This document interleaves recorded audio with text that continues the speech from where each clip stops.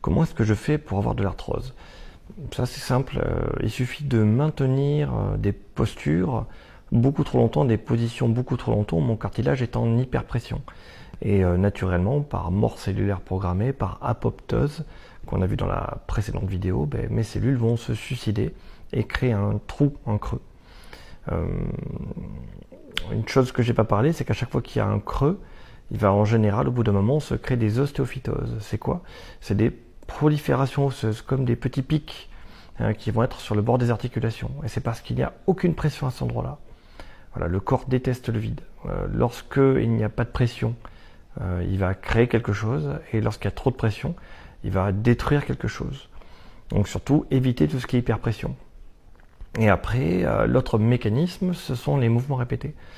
Ça veut dire quoi? Si je fais un mouvement répété où mon genou il craque à chaque fois, systématiquement, je vais l'abraser.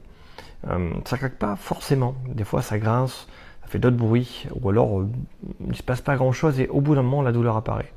Le mécanisme, c'est quoi? C'est que je vais abraser mon cartilage en faisant des mouvements répétés, je vais enlever des petits morceaux à chaque fois. Et après, mon corps va essayer de nettoyer tout ça, il va essayer de le réparer. Il va envoyer de l'eau, de l'inflammation pour réparer. Ma capsule articulaire va être comprimée par l'eau. Et à ce moment-là, je vais avoir des douleurs qui apparaissent. Donc, repérez les postures que vous gardez beaucoup trop longtemps et évitez-les. Ne le faites pas. Il faut tout le temps changer de posture, pas rester en hyperpression. Le corps humain s'empile par les os de manière passive et jamais avec une surpression, avec une compression, avec une contraction. On doit toujours être souple et relâché. C'est facile à faire et à dire quand on va bien. Ce qu'on va moins bien, c'est plus dur à trouver. Je donnerai des astuces plus tard.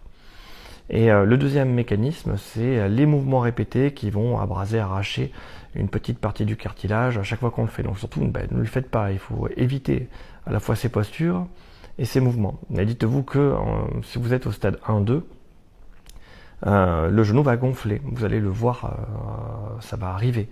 Dès que vous êtes au stade 3, c'est gonflé en permanence, c'est très compliqué. Mais des stades 1 et 2, voilà, identifiez quand vous avez mal. Quand vous avez mal, c'est ça qu'il ne faut pas faire. Et quand vous avez mal, c'est en général, vous avez produit des mouvements ou des postures pendant plusieurs dizaines de minutes, voire plusieurs heures. Et après, le genou est gonflé, pour parler du genou, et il y aura de la douleur. Voilà, c'est assez simple à repérer. Vidéo suivante.